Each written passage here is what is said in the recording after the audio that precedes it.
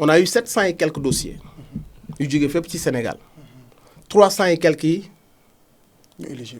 éligible parce que mataluñ li ñu leen laaj am na ñoo xam ni amuñu ay NINEA am ñu bon je vais pas rentrer sur les détails mais 400 ñoo nekkoon yu éligible si biir 400 yi nag mënoo financer yëpp ça c'est évident da ngay faire des choix tu fais des choix maintenant c'est là où le travail est sur notation bi si aussi la politique aussi bi nga xamante si nii mooy de fexe ba équité territoriale bi ñu sentir ko inclusion bi ñu sentir ko et puis ñu xam que ni fonds yi aussi ni mu nekkee fonds culture urbaine noonu la nekkee fonds industrie créative.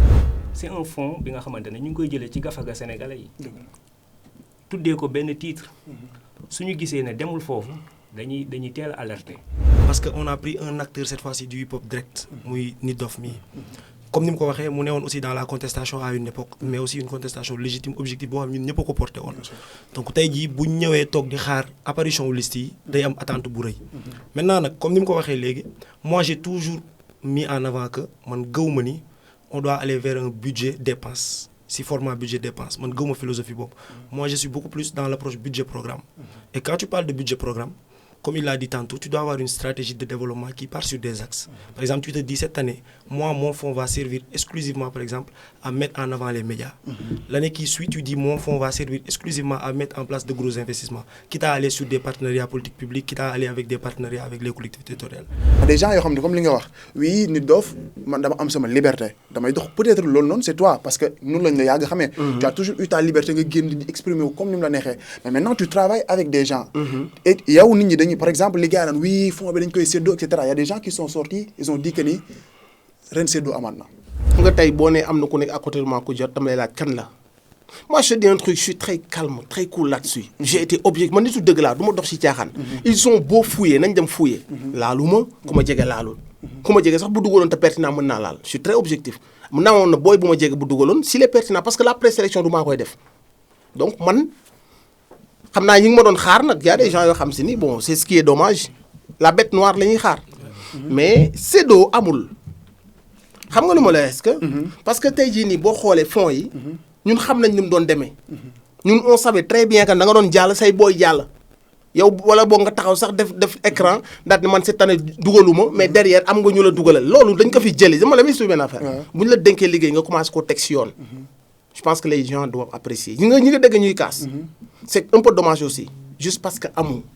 appel à projet déjà c'était problématique parce que somme bi ak ñiy postuler mënul couvrir le territoire national donc à chaque fois kon donc dina am problème donc ñun foofu la ñu waxee c'est le faux départ qu'ils viennent encore de répéter à nouveau. am na ñoo xam tey ñu ngi génn di kaas parce que amuñu amaana sax dañu leen ils étaient pas éligibles si ça se trouve ñoom jàlluñu sax. mais comprendre nga am nañ ñeneen ñoo xam ne ci 400 yi lañ bokkoon. maintenant ça veut pas dire que ni jëluñu la ci 400 yi sa projet baaxul sa projet mën na baax même ñi nga xam ne ils étaient pas éligibles xëy na ci yeneen document lañ leen bloqué mais seen projet en tant que tel amaana baax na.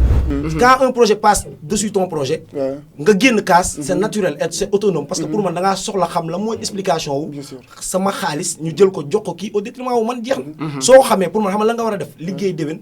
pour boo ci tollee yow nga jot ci mais pour man vous devez avoir plus encore. une communication et des informations à l'auteur. li ma parfaitement d'accord avec toi. li ma gars yi dañuy gis ngeen def benn affaire rek tu peux les comprendre amuñu les informations ñu ne xoolal kii am na moyen boobu ba noppi mu dem ñu financer ko mais le projet est lourd. Ngaaka Blindé lu mu def si seen équipe li ñu def si projet Alxuraan bi mais loolu su réussir c'est lourd parce que tour du Sénégal la ñuy def. ils vont faire des concours des formations mais Ngaaka Blindé à lui tout seul porteur d'énergie la imagine que mu wër tout le Sénégal. région bu mu dem il allume la projecteur ci région boobu noonu les jeunes mu suscité benn énergie bu am foofu noonu ñu former fa ay jeunes mu def benn concours boo xam concours national lay doon ki ko gagné ñëw Dakar bu ñëwee fii ñu KBC produire ko mais bu loolu boo gisee tu vas être sensible à ça Ngaaka Blindé en personne moom kese ak visibilité bi muy apporter le hip hop ak l'argent qu'il met dans ses clips ak li muy faire rêver ak li muy mën a indil hip hop moom kese jar na nga mettre ko en lumière la prochaine fois nga mettre un en lumière dama dégg Kals un jour mu ne fond bi artistes yi ko mérité nouvelle génération bi duñ leen ci jox nouvelle génération boobu ñooy lu fi am ñoo koy def guddiñ toll ni ñooy def ay concert ñoom ñooy organiser te duñu am ci fonds yi xam nga Kals wax na ko malheureusement et loolu peut-être c'est la reproche que je fais grand bi man pour man ak lu mënti xew gis nga des critères certes dañu war a interne pour vous am na yenn yoo xam ne yéen a ko xam mais les critères doivent servir à ceux qui compétent yaa ngi wax sànq am na benn sénégalais buy mer ci beneen sénégalais bi xam nga la moo mën a merloo pour man benn sénégalais ci beneen sénégalais bi mu bañ a xam kii lan la ko rawee parce que à la fin de la journée su ma xamee ni kii lii la ma rawee mais ma bëgg ko ma bañ ko on est dans une compétition binduñu appel à financement total la ñu ne appel à candidature donc naturellement il doit y avoir des candidatures qui sont prises et rejetées et pour moi la plus grande erreur bi ngeen def ci transparence bi parce que wax nga ko bon pour moi quand 200 ou 300 n'ont pas respecté les critères yi gën a basique mooy indi les formalités papier mais kooku tu le lui notifies xam nga sànq da nga ne amuñu vision ci am nañ ci vision bu baax et loolu li ko nar a wane mooy bu ñu xamee ñan lañ jox fonds yi parce que am na ñoo xam ne dañuy wax te xamuñu ñan lañ jox fonds yi am na ñoo xam ne dañuy xëy génn seen Facebook bindu leen neex ils viennent pas kii mënoon nañu woo laaj ñu jox ko toutes les informations. non man moom damay bind Facebook. waaw mais non yow da ngay affirmer des choses. déjà su fekkente ne ñi ngeen yor ay techniciens lañu ay experts lañu. c'est bien mais pour le moment bu fekkee da ngeen tëju noonu entre ci bureau yi quoi sedd bi est-ce que du leen jàpp ba ngeen fàtte tàngoor bi ci biti. pour dire température bi ci biti aussi dañ ko war a ji. mais man pour man répartition bi laajoon na avant muy génn première liste bi parce que c'était une liste attendue. ñu def l'évaluation nécessaire de ceux qui même avaient reçu le fonds avant. Qu'est-ce qu'ils ont fait dessus. tey jii nii bu ñu amee 5 promoteurs. yoo xam ne si ni ku ci nekk fexe nañ ba nga am benn certain fonds boo xam ni prêt lay doon. les garanties au FDC yu xool moom ban subvention la ci mën a def. ñun permettre la yow nga jël Dip Doundou Guiss 5 dates. jël Ngaaka Blindé 4 dates bu la neexee. Amzo daal wala Akhlou Brick nga jël ci ku ci nekk 4 dates on aura benn promoteur boo xam ne il va faire tourner des artistes beneen promoteur bi fayal ko bu pare ci ñi kiy jël ñi Sénégal bi yëpp day bouger te loolu chaîne de valeur lay doon loolu c'est juste pour vous dire que ni tooguñu rek joxe ay fonds après ñu croiser les bras on a d'autres projets yoo xam ne ñun ce qu'on veut industrie bi nga xam ne moo manqué fii nga xam ne amu fi base yooyu lañ bëgg a teg culture lu mu mën a résorber ci encadrer former jéem a réinsérer dans le tissu social et économique loolu tey dañ ko war a xalaat ci département bi sinon ñun suñu quartier yi peut-être yéen a ngi fii mun leen gis mais lii xew ci suñu quartier yi mooy bopp koñ boo taxaw tu vois des adolescents amaguñ 18 ans mais ci bopp koñ yi ñoo fay fees quoi tu sens la drogue et le chanvre ñooñu tey ñun bu ñu amee des politiques culturelles mën nañ leen récupérer on a besoin parce que un jour je me suis dit fii du dëkkuwaay mais je me suis dit aussi bu ma fi dëkkee ba mën ko gis rek c'est parce que yàlla daf ma fi sant benn mission.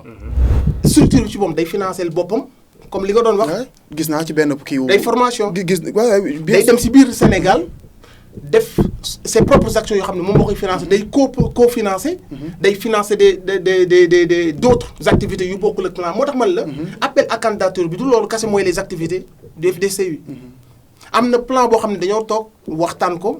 plan d'action boo xam ne ça a été validé et voté par le CA. te plan d'action boobu dañ koy dérouler. donc émission POV avec Maman Faye da nga waxoon ni réew bi heure bu coow amee xaalis moo tax mu am. ku jël xaalis bi dinañ la topp ba xam fan nga dugal xaalis bi. bu fekkee ne dugaloo ko fi nga ko war a dugal ñun on ne se laissera pas faire. parce que on a éliminé say morom pour jël la. bu fekkee que ne li la ko joxuñu la ko yow. parce que da ngaa laajal secteur bi nga nekk. donc du pour yow. pour secteur bi ngay représenté pour waa jeunesse bi nekk foofu noonu mën a bénéficier wu ci liñ la jox la. da nga bëgg plus de matériel. ñun jël nañ xaalis sénégalais jox la pour nga am plus de matériel. donc boo accès ci yow. de grâce jël ci plus de matériel. bien sûr da ngay def festival. buñ la ko joxee c'est pour que nga mën a non seulement peut-être fay un artiste de gros calibre. wala nga dox des transports à des petits artistes. wala boog en tout cas nga def une très grande sonorisation. ba nit ñi xam que ni la qualité bi ñu bëgg a offrir les populations ñun participer nañ as nga def ko. am na benn manager d'artiste bu génn wax bu qui a été très virulent xam nga loolu. c'est le manager de BMJ. xam nga loolu. woo naa ko nee naa ko da ngay entraîner le nom de ton artiste sur quelque chose qui est faux. mais par contre c'est intéressant émission bi certes mu ngi jeex mais sànq da nga ne woon y a des artistes yoo xamante ne ñoo téye en ce moment le flambeau ñooñu yàgg nga leen kaasam dañoo war a jot des financements. si on parle de BMJ il a été xam nga moo tax ma nekk à l'aise dans ça ci année yi ñu génn. mais il mérite plus que ça Ngaaka Blindé li ñu ko jox il mérite plus que ça. soyez à l'aise fond bi seen fond la. vous devez venir ngeen vous l'approprier ñoom ñëpp laa woo BMJ bi ma ko woowee période boobu dafa waroon dem Italie. mu ni moom nous on n'a pas tel papier te ma ne bon c'est dommage xam naa la prochaine fois. mais xam nga tey bu manager am génnee bon je dis pas ça contre BMJ il me connaît. bien sûr son manager bu génnee def déclaration yu mel noonu. yow da nga koy gis keneen da koy gis mën na créer confusion ak polémique. et que le manager il a même pas déposé de projet. y a des gens yoo xamante ni ba léegi jàpp nañ ni que Bouba Ndour dafa génn en ayant benn voix boo xamante ne dénonciateur la li mu remarque bi mu def loolu moom en vrai loolu lan nga ci tontuwaat. bëri na ay artistes yoo xamante bu ñu daan def grand concert bu magee xasee mag foog nga jaar ci Youssou Ndour. waaye toll naa jamono yoo xam ni concert ak ay charge yu bëri samay manager mën nga woo Kals nga laaj ko mën nga woo Paco bi ñu ma laajee proposé ma dem si Youssou Ndour laa leen tontu. Sénégal émergent ñëw nañ show of the year mën nga woo Fou Malade nga laaj ko pour bëgg a dugal xaalis ci biir sama show of the year ma bañ en fait tout ça c'est pour te dire que ni moi j'ai toujours été benn nitu principe. li ma fiy def yëpp dama ko def avec samay gëm-gëm bopp samay moyens. ñaakante ko musuma ñaakal sama bopp fayda fépp fu may dem dama fay dem musuma dem foo parce que tey moo ko defoon. alhamdulilah parce que tey kon Bouba bu toogee di wax parce que Bouba li tax muy wax c'est purement politique. parce que peut-être que ni dafa nekk di am benn posture PCA wu TFM. war a ñëw taxaw défendre média bi wala défendre Badara waaw wala défendre Badara. y a eu des attaques. attaques yooyu noonu aussi xam naa ci sama benn sortie basé wu na ci sama vision bi ñu ma laajee par rapport ak ces larmes. xam naa comme gis na loolu il s'est dit que ni xaaral ma attaqué Nit Doff frontalement.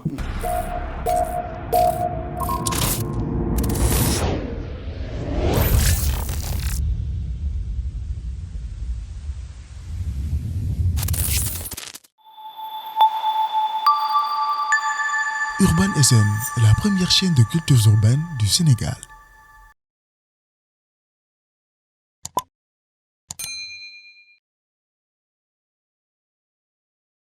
Mesdames et messieurs, nuyu nañ leen, j'espère que vous allez bien et bienvenue dans votre première chaîne de cultures urbaines du Sénégal, Urban SN. Comme chaque fois, nous avons fait POV, nous faisons des sujets qui nous intéressent beaucoup. Comme chaque fois, il y a des touristes qui viennent, on a invité des gens qui nous intéressent. Nous avons parlé de beaucoup. Et à ma gauche, il y a quelqu'un qui est Grand Kals, ziar nañ la. Delloo ziar Bamba. Baale nga nuyoon teg suñu téléspectateurs yi. di am contentement pour ñëwaat fii encore ci plateau bi. POV. voilà sama naataango yi ma fi fekk. sama grand bi à gauche Babacar. PCA. xaw ma Nit Doff. voilà maa ngi leen di dalal bu baax. En tout cas merci d'avoir été disponible pour suñu kii nii Babacar. waaw Ahmadou Bamba. kii moom xam ne ngeen ko léegi sa fan sa këlën bi xam nga di taxaw naa ñu ngi lay ziar. delloo ziar bu baax Bamba. di la santaat di la remercier encore si invitation bi di nuyu grand Kals di nuyu grand Nit Doff. Je pense que c'est un plaisir de partager ak ñu mel ni un plateau. quand on sait que vraiment c'est des pionniers du mouvement. di nekk booy di leen déglu depuis temps booy donc c'est un gros plaisir en tout cas merci beaucoup. Bien sûr comme je vous l'avais dit tey on a benn invité boo xamante ni il est très spécial moom monsieur Mor Talla Gueye PCA Fonds des cultures urbaines et industries créatives du Sénégal alias Nit Doff tey moom la ñu dalal suñu plateau. grand bi ñu ngi lay ziar. jaajëf Bamba maa ngi lay nuyu di la ziar bu baax maa ngi nuyu Babacar bi ma jàkkaarloo di nuyu aussi Kals et puis di nuyu Urban SN ak ñi koy suivre maa ngi nuyu Mansour il est pas là mais maa ngi nuyu toute l'équipe di saluer aussi seen liggéey seen taxawaay tous les débats que vous faites donc maa ngi kontaan ci am ak yéen. merci ci teewaay bi fii nii. tey débat bi dañ koy ubbi mais avec une question boo xamante ni ça va être adressé à Nit Doff on a vu Bouba Ndour ci émission bi nga xamante ni mooy jàkkaarloo. mu génn tenir ay propos yoo xamante ni yow lay concerné déjà il a fait une petite comparaison ak yow ak Koli Tengala. yes loo xamante ni affaire finalement da la mujj neex mais aussi gis nañ mu def benn remarque ci li nga xamante ne mooy sa liggéey. voilà ne bi nga installé woo léegi mu def 1 an gisuñu nga def fi dara mu ne aussi boobu léegi lenn rek nga gis loo xamante ni def nga ko mooy concert bi nga xamante ni def nga ko te da nga pousse ñi nga xamante ni mooy ñi fa war a liggéeyee muy mbëri daal di tenir sa concert. juste après ça répondre nga. y a des gens yoo xamante ni ba léegi jàpp nañ ni que Bouba Ndour dafa génn en ayant benn voix boo xamante ni dénonciateur la li mu remarque bi mu def loolu moom en vrai loolu lan nga ci tontuwaat. bon ku nekk après ak sa xalaat ak sa interprétation sa nit yi moom mënoo leen diriger fi ñuy xalaatee quoi mais je pense que le plus important mooy Bouba wax na ma tontu naa ko te li ma ko tontu ci ay argument laa ko teg comprendre nga et comme je l'ai dit si vidéo bi aussi bëri na yu mu wax à base d'ignorance la ko waxee mais boo fekkee ko xam la xam affaire yi ni muy demee déjà doo wax 1 an tu vas dire que ni kii ba mu jëlee service ak léegi ça fait 8 mois 8 mois yi da nga ciy génn fin d'année bi ça pouvait pas passer parce que bu teegul suñu budget mi ngi dem 2025 premier mois premier trimestre mi ngeen commencé seen i activité boo ma si laajee bilan day wane que ni ignorant nga mais comme je l'ai dit li ci neex mooy am nañ bilan lu mu gàtt-gàtt donc loolu moo tax ma tontu ko si loolu ma ko tontu et dama ci am fierté quoi comme je l'ai dit moi je fais pas partie de gars yi doon dem di fëgg seen bureau yi donc noonu moo tax mënuñu ma yab moo tax boo seetloo wax na ci man 10 minutes mais du teg si table loo xam ne dañuy wax ay cam kii la kon bu ñu daan fay lamp yi lii lay def bëri na ay artistes yoo xamante bu ñu daan def grand concert bu magee xasee mag foog nga jaar ci Youssou Ndour toll naa jamono yoo xam ni concert ak ay charge yu bëri samay manager mën nga woo Kals nga laaj ko mën nga woo Paco biñ ma laajee proposé ma dem si Youssou Ndour laa leen tontu nekk naa fii affaire Sénégal émergent ñëw nañ show of the year mën nga woo fu malaat nga laaj ko pour bëgg a dugal xaalis ci biir sama show of the year ma bañ en fait tout ça c'est pour te dire que ni moi j'ai toujours été benn nitu principe li ma fiy def yëpp dama ko def avec samay gëm-gëm bopp samay moyens ñaakante ko musuma ñaakal sama bopp fayda fépp fu may dem dama fay dem musuma dem foo parce que tey moo ko defoon alhamdulilah parce que tey kon Bouba bu toogee di wax parce que Bouba li tax muy wax c'est purement politique. parce que peut-être que ni dafa nekk di am benn posture PCA wu TFM. war a ñëw taxaw défendre média bi wala défendre Badara waaw wala défendre Badara. y a eu des attaques. attaques yooyu noonu aussi xam naa ci sama benn sortie basé wu na ci sama vision bi ñu ma laajee par rapport ak ces larmes. xam naa comme gis na loolu il s'est dit que ni xaaral ma attaqué Nit Doff frontalement. mais xëyul rek def ko. comprendre nga léegi nag lu fekk mu dem et moo tax man la heureusement dans la vie loolu leçon la boo xam ñëpp dañ ciy jàng dans la vie les moments sombres wala les moments de faiblesse bu mu teengu si nga garder sa dignité parce que am na yoo si def 10 ans après daf lay rattraper parce que bu fekkoon mos na mooy def dara wala mos naa fëgg na ko defal ma dara keroog da koy boole ci li muy wax quoi comprendre nga fu lay wax donc il a rien contre moi sauf que ñëw naa show of the year on apprécie ñëw nga show of the year loolu c'est bien après ñëw nañ fi ñun aussi fay nañ suñu xaalis am nañ liggéey nañ leen collaborer nañ ci collaboration yoo xam ne amuñ ci satisfaction pourtant dañ ko téye parce que on s'est dit que ni jaru ko ñëw ngeen indi fa benn caméra fekk boobu dañu coïncider woon ak seen grand bi muy def concert ngeen au lieu que ngeen indi le matériel qu'il faut ngeen indi matériel boo xam kontaan mais pourtant buñu génnee ñun waxuñu ko dañ ko garder quoi donc tout ça pour dire que ni on est fier ci période boobu yëpp on a gardé notre dignité li fi doon gën a mag ñoo koy teg teewul ci kaw dignité lañ ko doon defee ci kaw le boycott ci kaw gëm suñu bopp ba 10 ans après comme ni ma ko waxee bu fekkee am na kenn bu weesoo Bouba Ndour ak keneen bu fekkee am na keneen ku mën a génne dara ci place publique bi teg ko na ko génnee. Très intéressant je pense que ñi nga xamante ne ñoo ñu suivre bu ñu gisee lii ils auront leur avis à dire ci li nga xamante ne moom nga fi yëkkati grand bi nee na sur 8 mois on ne peut pas parler de bilan mais on peut parler de peut-être bilan à mi-parcours parce que lu gars yi doon xaar la fond bi bien avant leur installation ça a suscité beaucoup de problèmes beaucoup de débats je me rappelle notre émission POV avec Maman Faye da nga waxoon ni réew bi heure bu coow amee xaalis moo tax mu am mais je veux que est-ce que on peut parler de mi bilan par exemple bilan à mi-parcours. Bon di wax ne par rapport ak FDCU bon déjà am na IC léegi quoi. C'est toute une histoire quoi donc on ne peut pas parler de 8 mois parce que lépp lay boole man quoi. FDCU defagul 8 mois peut-être moom son installation moom moo def 8 mois mais quand même FDCU am na une histoire ci biir loolu am na lu mu fa fekk. lu mu fa fekk loolu fekkoon na ci ay coow moom ci boppam peut-être tey moom moo ko gérer coow yi moom moo koy dégg tey mais démb moom bokkoon na suñuy coow ñi ko gérer di dégg donc de ce fait. man loolu yëpp laay boole doog a ñëw ci 8 mois yi donc par rapport à 8 mois yi ñoom ils ont installé benn comité et puis ce comité bon on l'a su tardivement malgré que déggoon nañ ko mais pour ñu rendre ko officiel après la mais yëgoon nañ ko bu yàgg quoi on s'est dit comme dañuy soog a installé wu nañ toog déglu leen peut-être ils vont nous proposer quelque chose de nouveau par rapport ak ni fond bi doon doxee. Donc de la même manière on a patienté aussi amoon na fi nga xamante ne fa lañ taxawoon tegoon benn comité bu tudd comité de défense du FDCU boobu amagul IC c'est-à-dire on approuve le fonds en tant qu'acteur on parle de développement gis nañ ni fonds bi jël na benn yoon bi nga xamante ne jëmul ci développement ñu commencé yëkkati suñu baat. Man, depuis le début, je me suis dit la manière dont le fonds a été octroyé n'est que la manière qui va nous conduire vers le développement. Pourquoi? Parce que nous profitons de cette opportunité. Encore la famille Ndour va revenir. Hein? C'est peut-être c'est dû à leur influence quoi, dans le milieu culturel. Ben événement bu Youssou Ndour woote woon au palais, invité waale acteurs yi, ñu dem, il n'était pas question de fonds. Mais ñoom seen biir ñu concerté wu jugé nécessaire plaider pour le fonds ñu def ko ils l'ont fait président ne leen dama leen di jox 300 millions ils ont accepté man bañ accepté génn laa leen ne sur ce point il ne devrait pas faire comme tel parce que dañu waroon d'abord présenter un bon projet culturel au président comme président recevoir na leen ñuy wax affaire culture mais ils se sont tous dirigés vers la Somme après ñu jël ko defee ko ni nga xamante ne moom moo waraloon ñuy yuuxu au premier moment peut-être moment boobu lu ñuy dégg tey ñu ngi ko doon dégg démb quoi boo wax à chaque fois boo waxee rek ils vont te dire que non li nga si amul la et cetera alors que c'est un fonds bi nga xamante ne ñu ngi koy jëlee ci gafaga sénégalais yi tuddee ko benn titre suñu gisee ne demul foofu dañuy teel a alerter foofu nag lañ nekk ba tey doog a ñëw nag tey si 8 mois yi muy wax nii. ce fonds de défense existe ba léegi ah. fonds bi mu ngi existé ba léegi d'accord bind na mémorandum. jox ko ministère. d'accord jox ko direction des arts. d'accord donc étant en continuité ñoom ñi hérité loolu. je pense que mémorandum bi war na mën a nekk seen table. après dina ci répondre sûrement waaw ci 8 8 mois yi léegi pour ñëw ci 8 mois yi. yi. bon 8 mois yi peut-être je me dis ils ont fait peut-être li ñu fi fekk loolu lañ def continuité wu loolu lañ def parce que. format fekk nañ fi dara. bon fekk nañ fi fond fekk nañ fi FDCU IC fekk nañ fi benn PCA bu commencé woon def ay tournées sur le terrain. après mujjul antu. ñoom ñu namee leen.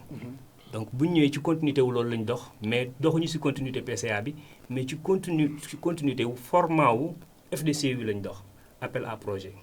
donc appel à projet déjà c'était problématique parce que somme bi ak ñiy postuler mënul couvrir le territoire national.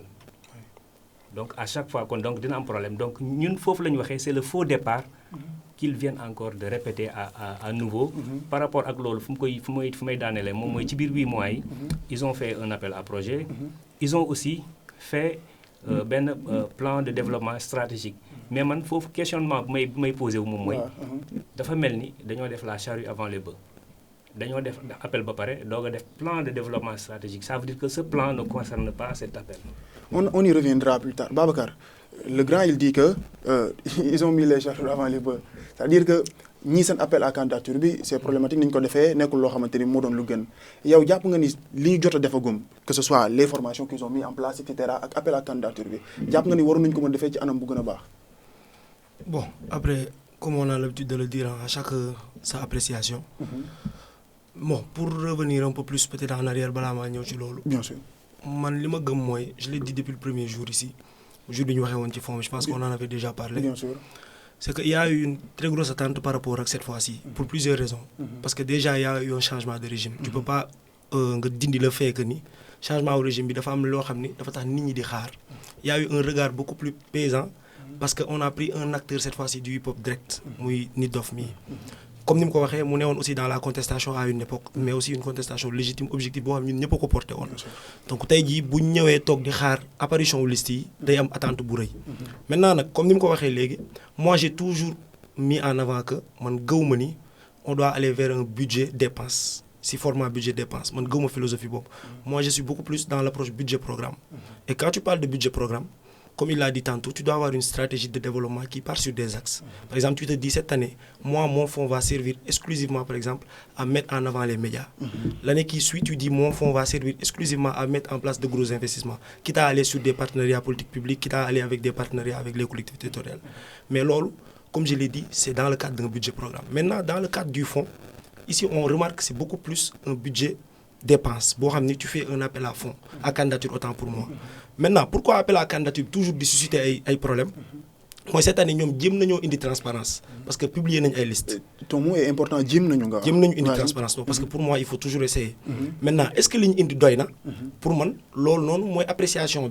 À charge ou à décharge. Pas des fois par mauvaise foi, mais parce que pour moi, ça doit être une amélioration continue. Pour moi, il faut manquer. Ben affaire boo xam du ñoom kese laa koy reprocher par exemple mais dama ko reprocher administration Sénégal fépp te loolu c'est depuis des années mooy des critères de départ par exemple man dugg naa ci plateforme bi mais j'ai vu que ni dugal nañ ay templates sur lesquels tu te bases pour pouvoir dugal ce projet mais amoo aujourd'hui un indicateur qui te montre que c'est sur ça que tu dois t'appesantir pour que ton projet passe ou pas loolu benn la ñaar à la fin bu génnee man pour man à chaque fois que dafa war a am appel bu génn ba nga génne les résultats tu dois montrer à côté aussi pourquoi certains projets n'ont pas marché c'est-à-dire da lay permettre et loolu je le dis même dans les concours Sénégal da ngay gis day nekk problème c'est-à-dire génn ay résultats sur quoi ils se sont basés. J'ai vu qu'ils ont donné des critères de notation mais qui ne sont pas allés dans le fond de comment ils ont pris et donc ça revient peut-être sur ce que il disait tantôt mooy que ni day indi toujours ay polémiques parce que moi aujourd'hui je peux cibler des projets et dire par exemple à quoi sert de financer un projet commercial par exemple ban impact lay am dans le développement des cultures urbaines et tant d'autres questions qu'on peut poser mais bon je vois que ni yaa ngi may interpeller donc nga am bàyyi la après non c'est très important ce qu'il est en train de développer hein mais je veux pas juste que rek ñu monopoliser la parole parce que ils ont soulevé beaucoup de choses yoo xamante ni war nga ci mën a répondre surtout quand on parle de transparence ñu bëri ils se sont révoltés bi yi nga xamante ne gars yi def nañ sélection yi pare ci yan critères ngeen basé wu pour def seen ay sélection après nga répondre ci yenn points yi nga xamante ni ñëwoon nañ ci ñoom. waaw non damay apprécier ñaari intervention yëpp intéressant aussi proposition yi nga xamante ni dama koy jàppee sax ay propositions yi nga xam ni Babacar def na ko c'est très profond te loolu aussi vision la ñëw na plusieurs fois aussi faut naka ngeen di def chaque année il faut ngeen cibler benn secteur bàyyi ba beneen année yooyu yëpp ça c'est des choses yoo xam ne à l'avenir on peut approfondir et xool la meilleure formule de changer chaque année lan la ñu war a def cette année nii la ñu war a def budget dépense cette année nii la ñu war a def donc yooyu yëpp c'est des formules yoo xam ne à chaque année mën nañ dem ba adapté ko quoi mais li am solo ba am solo mooy transparence bi nga wax man je suis à l'aise su fekkoon que ni là c'est très difficile tey ji nga am ay nit yoo xam ne dañuy ñëw ci débat contradictoire ci seen ay première génn am na ñoo xam ne dañuy bàyyi ba sécuriser def seen propagande man on m'a proposé ay émissions yoo xam ne dama naroon toog ñëw xool li ma neex poser choisir mes questions j'ai voulu foo xam ne dama dem fekk fa ay acteurs rien n'est préparé xaw ma lu ma fay fekk dañ may contredire moo ma gënal moo tax j'ai choisi d'être ici te loolu li ma ko waral base transparence moo ma ko may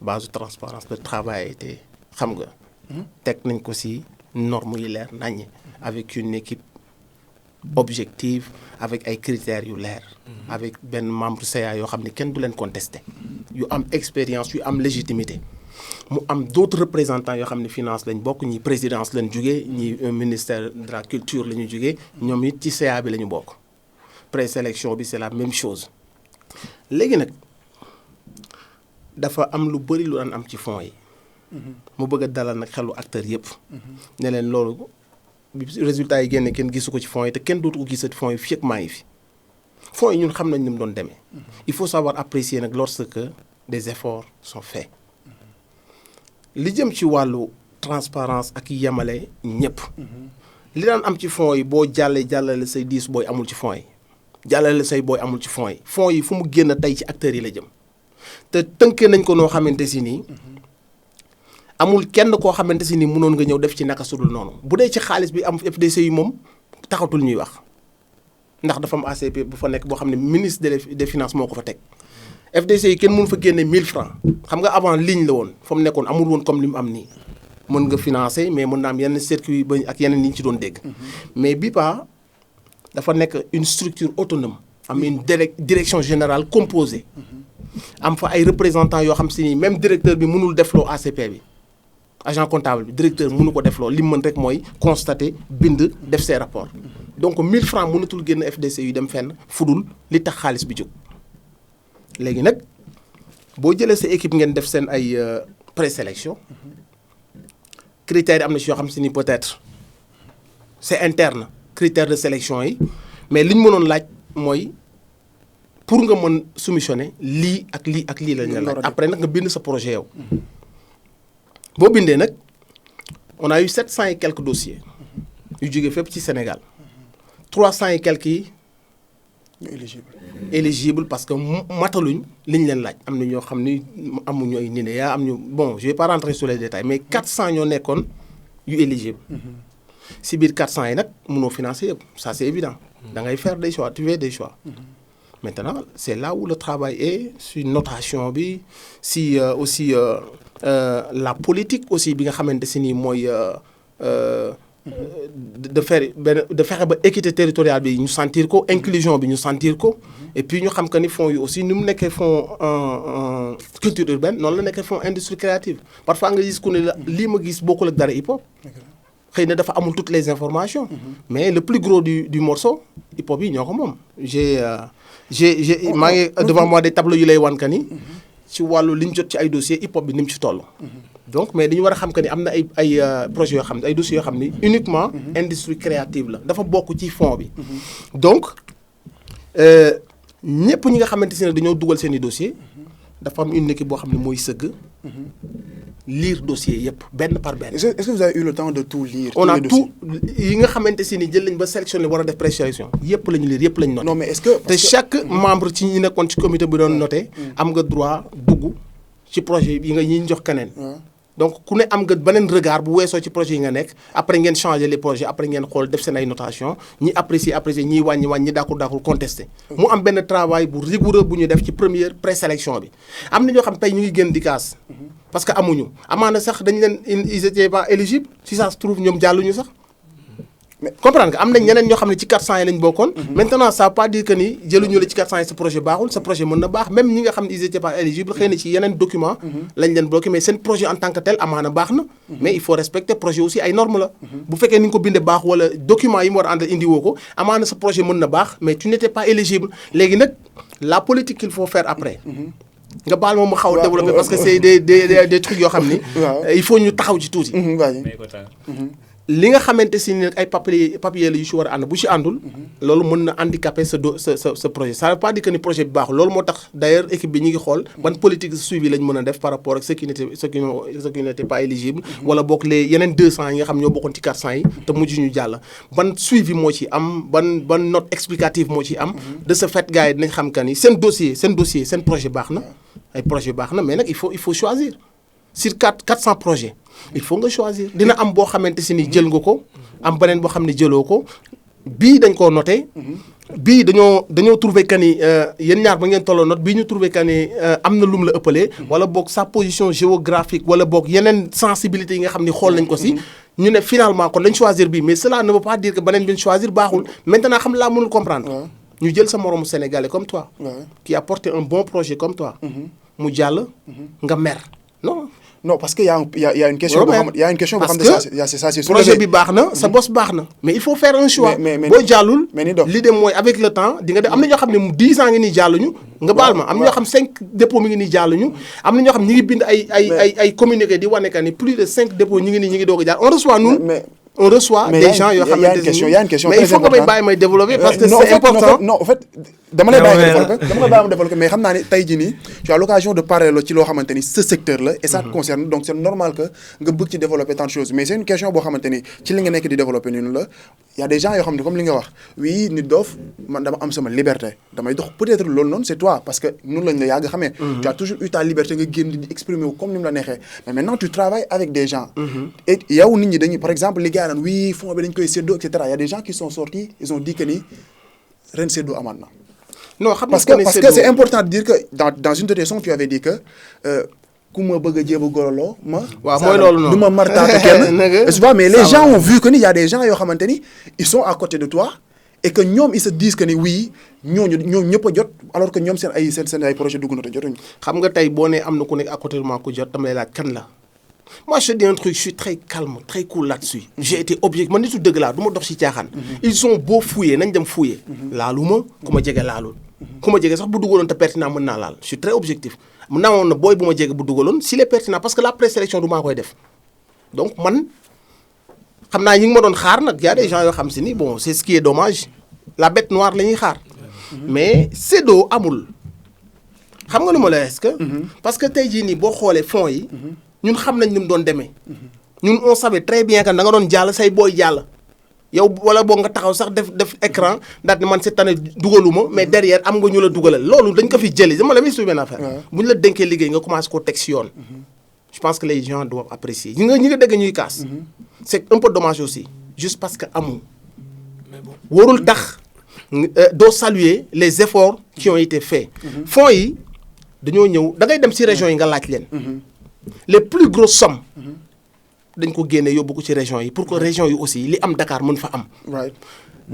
les plus grosses sommes mi ngi dugg Nioro. beneen mi ngi dugg Tambacounda bi nga xam si ni Nioro dañ doon finir FCMC yi. Tambacounda y avait rien ñu teg fa dara. Saint-Louis y avait rien ñu teg fa dara looloo tax aussi ñu teg ñu fi li ñu fi teg mooy pour Sénégalais mën a nekk gis boppam ci fonds yi. dama waxtaan ak benn nit bu dëkk Diourbel il a pas reçu il expliqué kërëb xëy na il était pas content mais derrière je reçois benn notu acteurs yu Diourbel yi ñu ne c'est la première fois Diourbel gis boppam.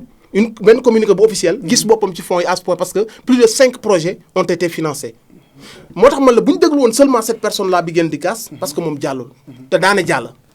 mais on a privilégié xam ni que nag région yi am na d'autres acteurs yu fa nekk. donc lépp loo xamante si ni lu war a doon transparence la équité. égalité des chances et d'égale dignité.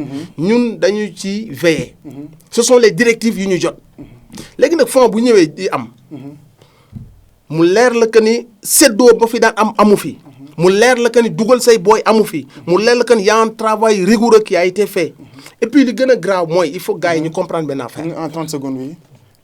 waaw mais bon Ici, c'est POV, hein, on ne te laisse pas développer. c'est-à-dire que ni. du débat wu. Bien du sûr. débat wu hip hop boo xam ni. dañuy mbëkkante. débat bi dafa laaj ñu leeral parce que. Bien sûr. yu mel ni bu amee. Bien y a des acteurs yu soxla ñaata comprendre. la soxla nga non même pas c'est pas ça. dafa am acteurs yoo xam ni yu mel ni bu amee mu am cafouillage. day am d'autres gens yoo xam ni dañuy génn. bon tout le monde a le droit de parler. tout le monde a le droit de contester comme ni ko Kalsu waxee. man fond bi yàgg naa génn defal leen vidéo parce que man lu jaarul yoon du ma ci ànd je suis un acteur même su ma ko jëlul yàgg naa génn defal leen vidéo d'accord ma parce que ni fond yi doon doxee fii ñëpp ko xam. donc man su ma ñëwee j'essaye li may njëkk a teg stade bi mooy jubal jubanti la transparence léegi da ngay dem nga xool Thiès nga poser leen naka ngeen gisee fonds yi ils te diront Thiès ni ñu gisee seen bopp ci fonds yi mosuñu ko gisee ba fonds yi amee ba léegi. soo demee Tambacounda nga laaj leen. naka ngeen gisee fonds yi ils te diront ni ñu ci gisee suñu bopp mosuñu ko gisee suñu bopp soo demee Ziguinchor nga laaj leen. ils te diront que ni ñun on a eu plus de 10 projets yu ñu financé. def nañ le maximum kenn mënul matale nag. fonds bi àggagul fu muy matale lépp fa la jëm incha allah bëgg nañ ko. Matam. demal nga xool percée bi ñu def. ils te diront que ni kenn dootul wax Matam dañ ko marginaliser. Matam li mu am ci fonds musu ko am ci benn demande. te du séddoo. dañuy war a comprendre que ni le structure bi dafa am beneen politique. dafa am laneen lu muy def lu xam ni moo gën. appel à candidature te loolu dinañ ci ñëw après. dina ci ñëwaat. Il a parlé de critères internes.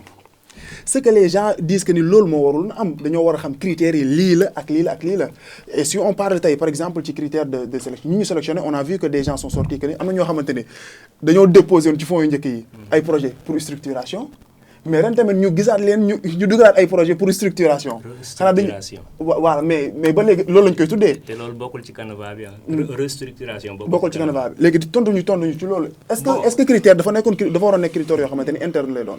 bon pour man fond bi ñoom amuñu ci visibilité ci acteurs yi quoi parce que quoi qu'on dise acteurs yi d'abord il faut une cartographie te loolu tey liggéey bu sérieux la quoi parce que pour parler d'économie des cultures urbaines wala développement culture urbaine nekkul da nga xamante ne da ngay toog dem par hasard ñu natt benn affaire rek teg ko 1 milliard yi fan lañu basé wu pour ne fonds de développement des cultures urbaines IC 1 milliard mais loolu amul benn étude scientifique kon loolu peut-être séddoo bi man foofu laay jëlee ñiy wax terme séddoo foofu lañ ko jëlee quoi ça veut dire que lii amul calcul nañ jël ñu xool nañ lan lañ koy defee dispatching man moom laay même bu fekkente ni def nga ko avec toute la transparence requise. kon dispatching la séddoo la. dispatching la waaw séddoo la séddoo bi moom fond bi terme séddoo bi ñun ñoo ko inventé te li tax ñu inventé ko loolu la parce que fond bi teguwul ci lu ñu mën a wax ne lii c'est étudié.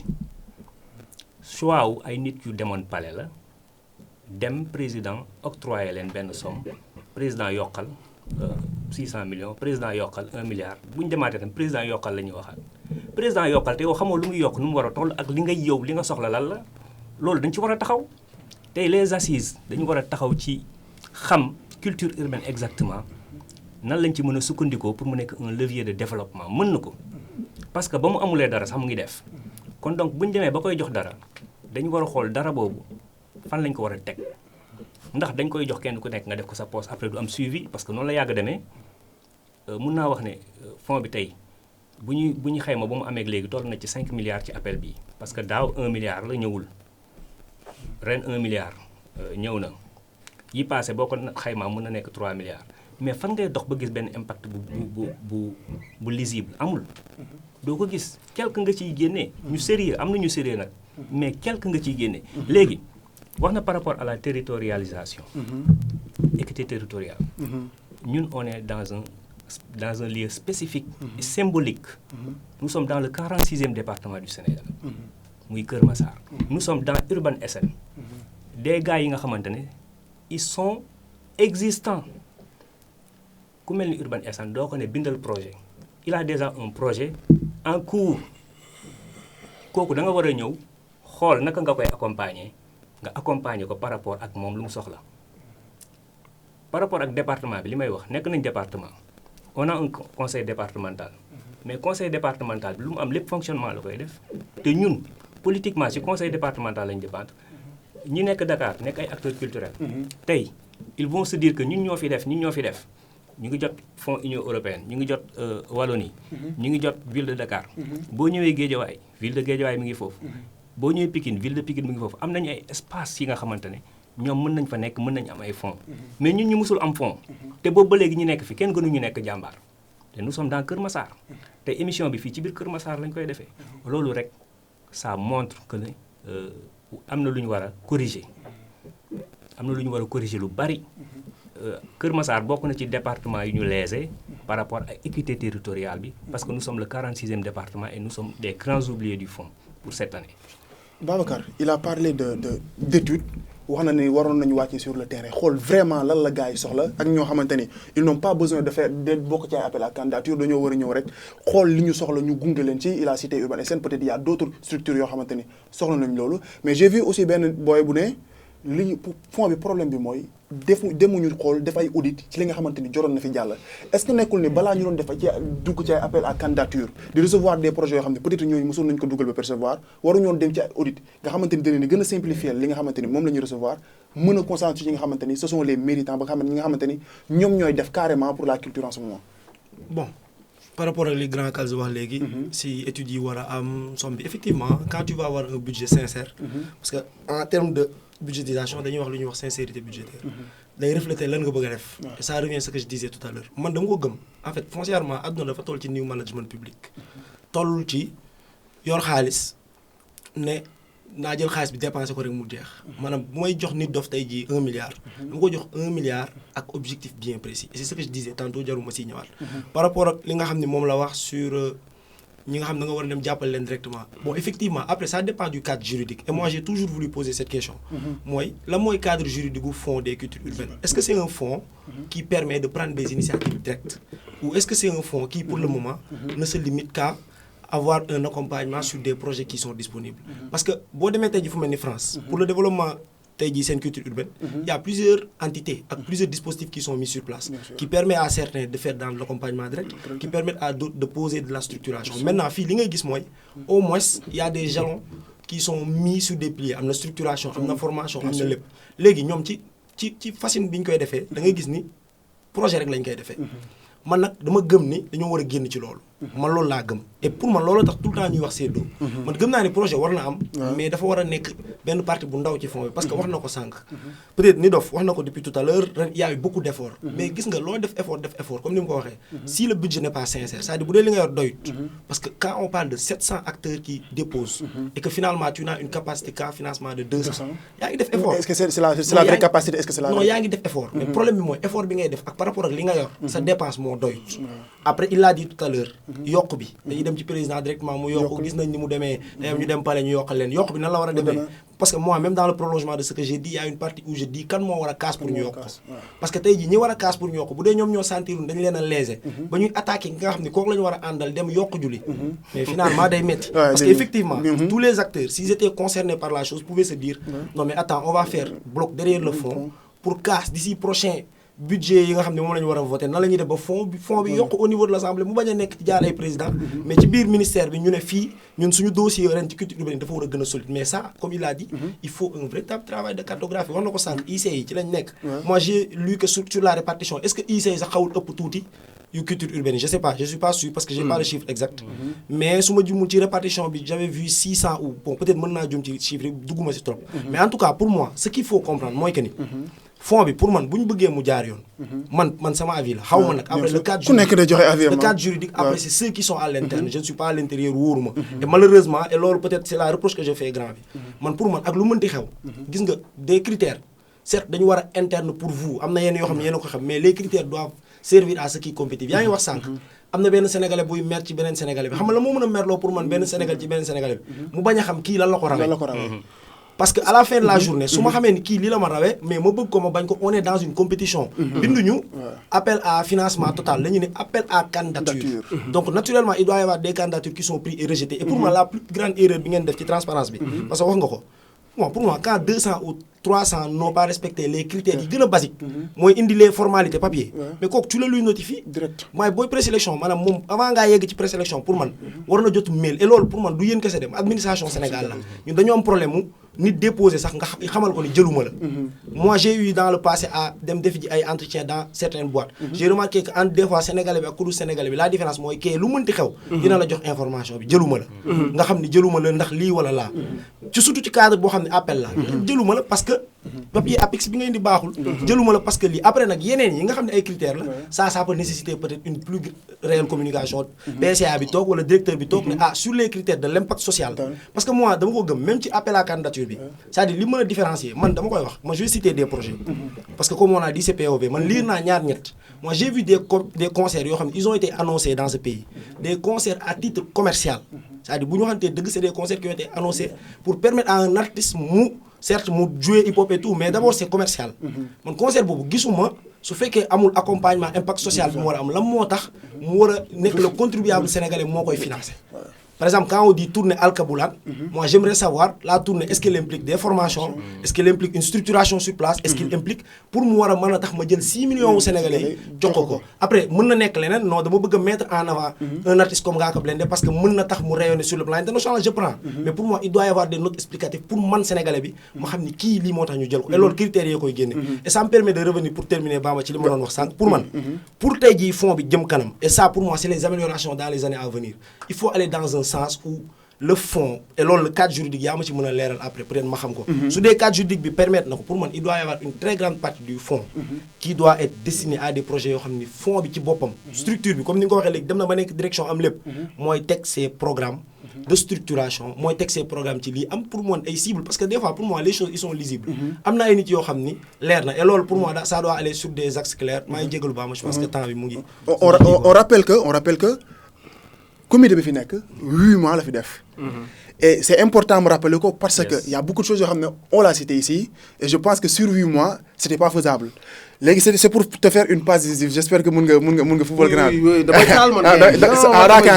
voilà donc on parle de tey fond bi doyul et cetera mais je rappelle que aussi léegi nag ngeen EPIC vous avez la possibilité certainement d'aller chercher des fonds voilà donc je laisse continuer sur cette caractère juridique du fond bi lay répondre lu mu wax mooy le fait que mu nekk EPIC et j'apprécie quoi parce que vraiment ce sont des idées yoo xam si ni très pertinentes yoo xam si ni c'est à prendre en compte loolu moo tax genre sortie yi baax parce que lépp dañ koy intégrer après xam nga tey bu xasee ba ñu ne EPIC la c'est-à-dire que nii moo tax am na ñoo xamante ne nii parfois maanaam dañuy xaw a gàtt gis-gis xam nga état bu ne laa njaboote naa la sama tampon ngay demee foo dem ci àdduna bi établissement la boo xam ci mën nga bokk ça il te permet nga dem ci àdduna bi am cette crédibilité là de man ci njabootu état laa bokk mais su ne laa EPIC daf laa libérer en même temps donc bi mu xasee ba def la EPIC mooy dafa bëgg nga wut direction générale am conseil d'administration mais loolu noonu da ngay gis des gens yoo xam si ni ils s'arrêtent sur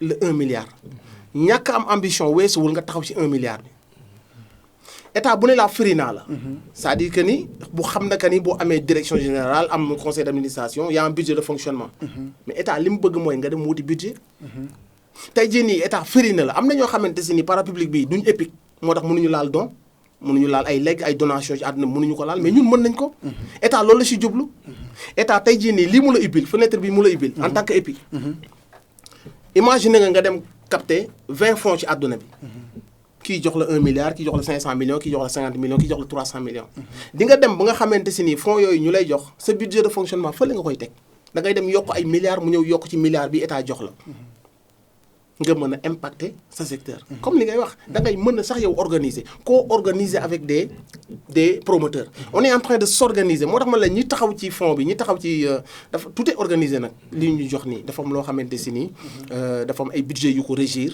boo demee finance fii ngay yem lii mooy subvention fii la mën a yem budget de fonctionnement fii loolu tout est régi dafa am nag leneen loo xam ne si ci arrêté ministériel bi da lay wax la que ni 60% bi ngeen di jox hip hop pourcentage bi bi ngeen di jox lii tout est régi. doo xëy rek ne damay defee lii tout est régi. mais te yow cette possibilité bi ngay am moo tax les gars qui s'arrêtent sur le 1 milliard ils ne connaissent pas fan lañ jëm.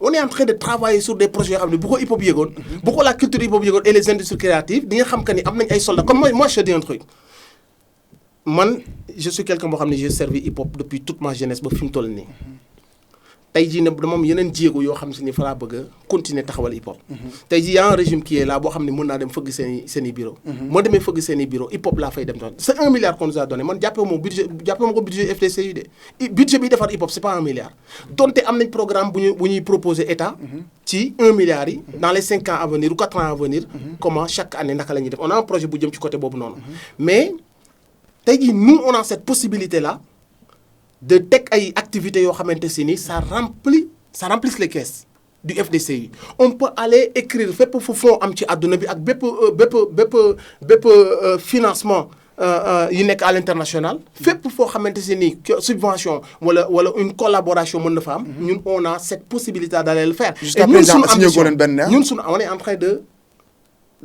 d'avoir des conventions y'en a yoo xam ne yónnee nañ ñun ñu war a étudier def suñuy input delloo leen on est en train de travailler avec des gens yoo xam seen liggéey mooy copter des fonds ci àdduna bi te loolu hip hop lañ koy defal moo tax su ma gisee yenn gars yi dama naan bon après nit à son niveau d'information foofu rek lay xalaate mais ñun ñu nekk si biir à l'interne di réunion di gis ay experts yu ñu jël ci CA bi mu ñu mën ay Matzo ay Ati ay Wantit des gens ay borom xam-xam ay xumaan tous les jours dañuy toog di waxtaan PSD bi ngay wax sànq Kals PSD bi c'est pour les 5 ans à venir PSD bi du sax loolu dañuy waxtaan teg suñu PSD pour mandat bi 5 ans bi à venir donc loolu ça n'a rien à voir avec appel bi mën na am tous les ans mais le PSD mooy lan mooy vision wu FDCU lan mooy te loolu dafa am ci looy tënku dafa am ci looy est-ce que mën naa dugal foofu par rapport ak PSD bi parce que déjà su fekkente ne ñi ngeen yor ay techniciens lañu ay experts lañu c'est bien mais pour le moment bu fekkee da ngeen tëju noonu entre ci bureau yi quoi sedd bi est-ce que du leen jàpp ba ngeen fàtte tàngoor bi ci biti pour dire température bi ci biti aussi dañ ko war a jël. xam nañ ko boobu damay répondre li nga wax sànq xam nga sànq da nga ne amuñu vision ci am nañ ci vision bu baax. et loolu li ko nar a wane mooy bu ñu xamee ñan lañ jox fonds yi parce que am na ñoo xam ne dañuy wax te xamuñu ñan lañ jox fonds yi am ñoo xam dañuy xëy génn seen Facebook bindu leen neex ils viennent pas kii mënoon nañu woo laaj ñu jox ko toutes les informations. non man moom damay bindu Facebook. waaw mais non yow da ngay affirmer des choses comprendre nga. boo ñu laajee dañ lay wax nga ni je savais pas. dafa mel comme li ma wax ci budget de fonctionnement lan moo ko régir fan ngeen mën a yem ci nu mu tudd. appel à projet bi fan ngeen si mën a yem parce que aussi bu ñu fàtte. y a un plan d'action qui a été voté par le CA. structure bi ci boppam day financer boppam comme li nga doon wax. gis naa ci benn kii wu. day formation gis day dem si biir Sénégal def ses propres actions yoo xam ne moom moo koy financer day co-financer. day financer d'autres activités yu bokkul ak plan moo tax man la. appel à candidature bi du loolu kese mooy les activités du FDCU. am na plan boo xam ne dañoo toog waxtaan ko. plan d'action boo xam ne ça a été validé et voté par le CA. te plan d'action boobu dañ koy dérouler même su fekkee l'activité phare mën na nekk l'appel à candidature. mais ñun on est en train de travailler sur loo xamante ni c'est beaucoup plus profond comme li ma la wax. on est en train de travailler sur des formules yoo xamante si nii on essaye de trouver des champions par exemple laa lay jox des promoteurs champions ay ligues yoo xam ne dañuy def appel d'offres fexe ba am benn ligue de promoteurs ànd ak ñoom xool naka lañ leen mën a accompagner naka lañ mën a collaborer ak ñoom naka lañ mën a demee wutal leen ay fonds ba ñoom ñëpp ñu am du lourd pour mën a faire tourner nos artistes amu fi woon le fonds a une vision te loolu xam nga lan lay permettre bëri na yeneen dama jox si benn exemple kese tey jii nii bu ñu amee 5 promoteurs yoo xam ne si ni ku ci nekk fexe nañ ba nga am benn certain fonds boo xam ni prêt lay doon les garanties au FDC yu xool moom ban subvention la ci mën a def ñun permettre la yow nga jël Dip Doundou Guiss 5 dates jël Ngaaka Blindé 4 dates bu la neexee Amzo Daal wala Akhlou Brick nga jël ci ku ci nekk 4 dates on aura benn promoteur boo xam ne il va faire tourner des artistes beneen promoteur bi fayal ko bu pare ci ñi kiy jël ñi Sénégal bi yëpp day bouger te loolu chaîne de valeur lay doon loolu c'est juste pour vous dire que ni tooguñu rek joxe ay fonds après ñu croiser les bras on a d'autres projets yoo xam ne ñun ce qu'on veut industrie bi nga xam ne moo manqué fii nga xam ne amu fi base yooyu lañ bëgg a teg te base yooyu nag dafa bokk ci financer ay projets ci biir Sénégal bi yëpp mooy projet yi ñu jël amu ci benn projet dama nga may ma tuuti rek Bamba ni may daggee nii sama xarit mën nañu tey dagg moom projet yi bu ci nekk gars yi dañu tiim ibbi ko lire ko xool li nekk ci projet yi je donne benn exemple aw ma sax pour dugg ci projet yi c'est pas ça le truc mais alkabulaan bi ngeen ma wax sànq je suis tellement d'accord avec toi tey bu ñëwoon rek nañu concert c'est bien il faut le faire te tu as donné l'exemple c'est ça qui est pertinent parce que non seulement joxe nga l'idéal mais da nga ni même bu doon concert sax jar na ko parce que un artiste bu ñu ko financé mu dem Thiès c'est la jeunesse de Thiès qui va s'en bénéficier dinañ am moment de divertissement et dina créer beneen chaîne de valeur mooy l'économie bi am autour muy bu doon concert kese la mais ça moo tax man la xam nga gars yi dañuy gis ngeen def benn affaire rek tu peux les comprendre amuñu les informations ñu ne xoolal kii am na moyen boobu ba noppi mu dem ñu financer ko mais le projet est lourd Ngaaka Blindé lu mu def ci seen équipe li ñu def ci projet alkulaan bi mais loolu su réussir c'est lourd parce que tour du Sénégal la ñuy def ils vont faire des concours des formations mais Ngaaka Blindé à lui tout seul porteur d'énergie la imagine nga mu wër tout le Sénégal région bu mu dem il allume la projecteur ci région boobu noonu les jeunes mu suscité benn énergie bu am foofu noonu ñu former fa ay jeunes mu def benn concours boo xam concours national lay doon ki ko gagné ñëw Dakar bu ñëwee fii ñu KBC produire ko mais bu loolu boo gisee tu vas être sensible à ça Ngaaka Blindé en personne moom kese ak visibilité bi muy apporter le hip hop ak l'argent qu'il met dans ses clips ak li muy faire rêver ak li muy mën a indil hip hop moom kese jar na nga mettre ko en lumière la prochaine fois nga mettre un autre en lumière dama dégg Kals un jour mu ne fond bi artistes yi ko mérité nouvelle génération duñ leen ci jox nouvelle génération boobu ñooy lu fi am ñoo koy def guddiñ toll ni ñooy def ay concert ñoom ñooy organiser te duñu am ci fonds yi xam nga Kals wax na ko cette année il ne le dira pas parce que fonds bi yàgg naa taxaw def ay vidéo ne leen les artistes yu nekk en activité dañ leen ci war a bàyyi xel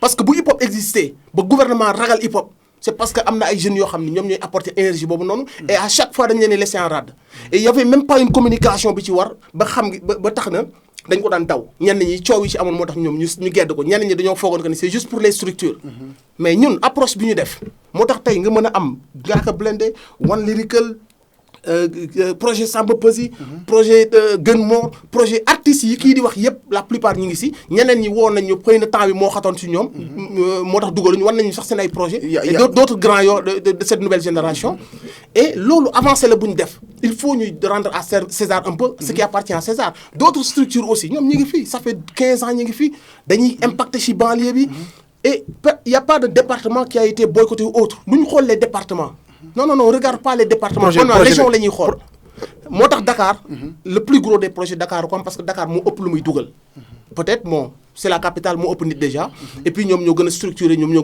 gën a am information naturellement ñoo ëpp la ñuy dugal ci projet donc bu ñuy jël Dakar dañuy jël Dakar mais on du waxuñu Dakar Guédiawaye la ñuy jël wala Kër Massar on n'a pas fait cette distinction on a eu des projets mu am une équipe yu taxaw projet bu nekk dañ koy ibbi xool lan moo nekk ci projet bi lan mooy impact bi projet boobu lan lay def ci secteur bu mu nekk lan mooy ce qui est innovant est-ce que ils ont des papiers légaux structure légale yooyu yëpp dafa bokk ci critères yi boo xoolee yëpp mu mat nga xool le projet nga tu trouves que le projet est impactant mais kooku noonu boo koy jël doo xool ndax Kër Massar la dëkk wala Yëmbal la dëkk da nga koy jël parce que le projet est là nga jël ko donc qu'aucun département ne se sent boycotté ou écarté il s'agissait seulement des équipes yu taxaw lire ay projet valider un projet mais valider un département au détriment des autres après quand on parle d'équité day dem au-delà des départements de Dakar région yi biir Sénégal bi moo tax ñuy wax pour Sénégal bi yëpp gis seen bopp et tout ça c'est un travail qui a été tenu en compte man moo tax ma ni quand il y a des avancées bon je répondre naa si l'aspect juridique bi j'espère que ma réponse convenir na la lésé y a pas quand qui choisit élimine lésé mooy on t'a pas choisi nga ni affaire yi jaarul yoon seddoo lay doon comme d'habitude mais ça n'a pas budul loolu xam nga laa bëgg booy wax mu nekk lu factuel. est-ce que information après dina ñëw après. est-ce que après on fera ce qu'on a à faire y a un suivi te li ngay wax ni ci ñu rejeté la te amul rien derrière on évite ça d'ailleurs l'équipe en a discuté après dina am comment aborder le sujet comment nañuy demee ci nga xam se ni seen ay projets amoon na ay manquements. d'autres yi nga xamante se ni ils étaient pas éligibles. c'est le pourquoi du comment lan mooy les papiers qui les manquent. yeneen régions yi nga xam ne déposé wuñ en masse. ñu def fa ay tournées de sensibilisation formaliser leen ànd ak waa APIX wala en tout cas montrer leen lan moo tax ñoom ñu dem war a mën formaliser wu pour mën a prétendre ci fonds yi donc nit bu ñëwee tenir en compte tous ces acteurs yi nekk au fin fond du Sénégal ba pare nga gis ñu encourager jigéen ñi porteurs de projet ay OMG ay Nabachou ay ñu c'est-à-dire ñun ce qu'on est en train de faire les gars ñii ñu nga xamante ni dañ leen daan mettre de côté. te yaa ngi wax structuration non c'est simple c'est une décision très simple ce n'est pas ça nit mënoon na def une structuration ça fait 4 ans fonds yi amul ren nit ki mën na ñëw indi benn projet boo xamante si nii c'est au-delà de moom lu mu defoon wala li mu présenté. y a une équipe qui lit équipe boobu bu ñëwee lire gis que ni ce projet là ak li ñu leen présenté l'impact de ce projet wala en tout cas les innovations de ce projet là mën na jël affaire bi yóbbu ko faneen moom day statuer selon projet bi ñu ko jox ak l'impact du projet. mais ce n'est pas parce que jotaat na. mais c'est pertinent les gens bi ñu ne waroon nañu def audit avant ñun di jotaat benn. non xam nga benn affaire damay pour ma corriger waale calze foofu noonu aussi. bu ñu ne 1 milliard daaw ça n'existe pas c'est pas un budget qui a été voté. amul woon le budget de 2024 n'a pas été voté. ñoom PCA bi fi nekkoon ak équipe am. commencé woon nañ seen ay tournée kërëb mais àgguñu woon fu ñuy voté budget defuñu woon sax réunion CA d'abord ils ont pas fait ça donc ce budget là n'a pas été voté. budget boobu existé wul. comprendre nga donc ñooñu mënoo def audit ci ñoom. on peut pas faire audit bu ñu koy def. mais bien avant bu njëkk ba waaw bu njëkk ba waaw. loolu c'est l'État qui décide. y a eu trop de coow yu ci amoon y a eu nii lay demee naa lay demee mais loolu du suñu ay prérogatives loolu état mooy xool. est-ce qu'il y a besoin de mettre une lumière sur ça mooy bi ko. Koundoul yoree wala bi ko Koudia Diagne yoree. état mooy décider ndax dafa bëgg a def kii su mais ñun. suñu ñaari caractères yi bokkul ñun EPIC la ñu. ñun nous sommes une structure autonome. alors que ñële ab ligne directrice la ligne la boo xam ne dañ ko déposé woon. biir direction des arts. sa différence avec FDCUI c'est une structure autonome. avec une direction générale et un CA. Voilà. on comprend dañ ci bëgg rebondir. Ouais, pour revenir juste sur quelques éléments am na yu ma rëcc sax. waaw. moom sànq gauche sama naroon dugal mais xam naa sama droite bi dina dugaale quoi. gauche idée bi nga doon jël mais bon. ça me permet peut-être de rebondir sur quelques points yi nga xam ne grand moom la joxe.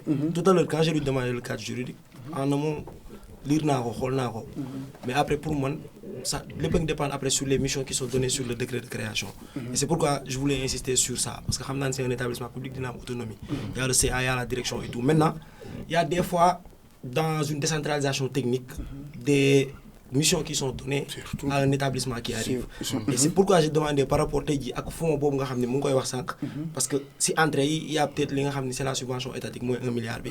naturellement yeneen yi ñu ngi xaar ñu jëli ko maa ngi koy évoqué tout à l'heure moi je pense que le fonds dina dem ba toll foo xam ne s'il y a une équipe dirigeante avec la vision qu'il faut et la stratégie. C'est ça. Même si tu ne peux pas aller sur des partenariats public-privé lourds. Tu peux aller sur des dispositifs qui te permettent.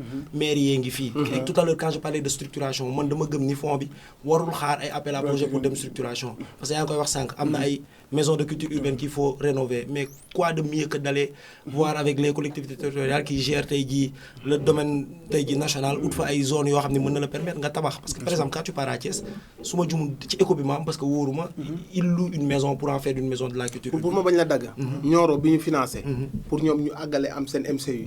mais ñoom li ngay wax ni maire bi moom moo leen jox terrain. effectivement en fait man. et ça c'est piste la boo xamante ne il faut dem si ñoom ñëpp. quand je parle c'est pas en fait pour moi pour une critique qui est faite directement à l'endroit de la gestion qui est faite actuellement. moi je suis beaucoup plus pour moi dans une contribution. de li nga xam ne jàpp naa ne fa la war a jëm ak loo xam ne am na ba pare tamit que xëy na mu yóbbaale ko. par exemple li ngay wax sànq quand tu dis que ni y a beaucoup de critères autant pour moi qui ont été donnés yoo xam ne mën na permettre nga joxe.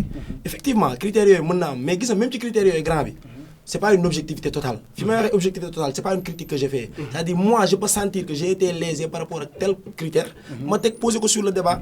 ñu discuter si man la critère bi pour man da nga ko war a changer. ñu discuter si par exemple tout le temps da ngay gis ñuy kaas ne bac bi matières yi dafa bari. à tort ou à raison. certaines sortent pour dire que ni man bokk naa ci ñu doon génne booy nañ jàng matières yi leen di jox doy na sax. xam nga dañuy génne leneen. c'est important nga baal ma si dagg bi juste pour gën la relancer rek. am na yu bëri yoo xam ne si ni ci arrêté bi ñu ko xoolee. c'était pour faciliter la chose. dama leen tegg leen lii par exemple ancienneté bi et tout ça da doon exclure ay jeunes yu bëri yu bëri c'était pour alléger pour que nit ñi am cette possibilité là ñu yombalal leen ko mais loo alléger y aura des gens yoo xam ne ils ne font pas d'effort et il faut faire une sensibilisation foofu laa neex man pour man critères yi pour la sensibilisation on en reviendra. Tu sais que les critères c'est des choses que tu portes sur la place publique laissées à l'appréciation des gens yow nag comme tu l'as dit yaa tëju ak sa conseil sa conseil d'administration moi j'ai eu la chance de faire partie d'un conseil d'administration du CROUS quand j'étais représentant étudiant donc je sais comment ça marche et je sais que ni quand ça sort tey jii à l'exercice du grand public, naturellement, il doit y avoir pour moi un challenge qui est fait. C'est ce qui permet aux choses d'être mieux les années et les années après. Parfaitement. Parce que mënul figé wu ci benn côté. Donc pour man, à partir de ce moment-là, tu sais que ni am na ay critères yoo xam ne jël nga ko ren à déwén du ma ko jëlaat loolu li la koy permettre pour man mooy critères yi. Retour bi j'insiste waaw, sur ça. c'est ça. C'est des critères qui doivent être mis au grand public. am na yoo xam nag mettre nañ ko au grand public. mooy yi nga xam ça va sur le domaine nationalité administratif. sénégalaise. yooyu c'est beaucoup plus sur le domaine administratif ak yooyu noonu. Maintenant yeneen yi pour man mooy yiy départager gars yi parce que yooyu pour man c'est juste les paperasses de présélection.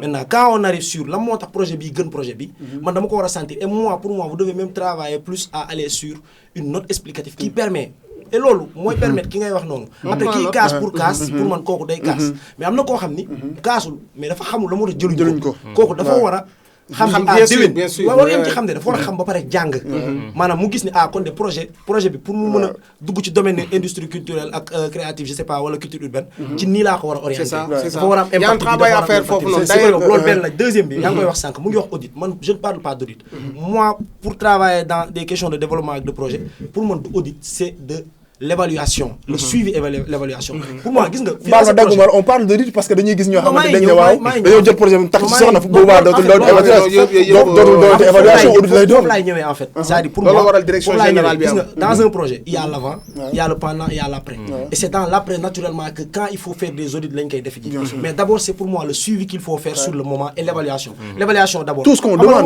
loolu parce que yéen a ngi koy wax sànq xam nga lu waral nit mën a jël xaalis takkee ko jabar mais c'est parce qu'il y a pas pour moi le suivi qui permet à la fin d'avoir le rapport technique ak le rapport financier mais pas que l'impact parce que même bu rapport bi ñëwee xam nga tey ji mën naa la financer 2 millions ne la demal def concert nga def concert bi jaar yoon nga indil ma finance yi wane ni dóoroo xaalis bi nga indil ma rapport bi wane ni que ni le projet a été bien fait mais man en tant que structure je dois pouvoir évaluer est-ce que projet bi ma dugal sama xaalis jar na dugalaat sama xaalis ça c'est l'impact et l'impact pour évaluer ça il faut pouvoir poser des bases de suivi évaluation concret amul fooy dem ci àdduna bi di def projet te pour man du am suivi évaluation et pour moi loolu grand bi ça doit être le plus grand. Il y a une direction il y a une direction ci biir direction générale il y a une direction boo xam ne suivi évaluation léegi nag pour man suivi évaluation boobu fa la amee njëriñ ci audit bi muy wax parce que pour li am nii ñu naan la ay restructuration structuration pour moi naturellement jarul na jël temps gis nga man pour man répartition bi ñu def nii c'est bien parce que il faut aussi commencer par quelque part rectifier mu permettre ñu avancer mais man pour man répartition bi laajoon na avant muy génn première liste bi parce que c'était une liste attendue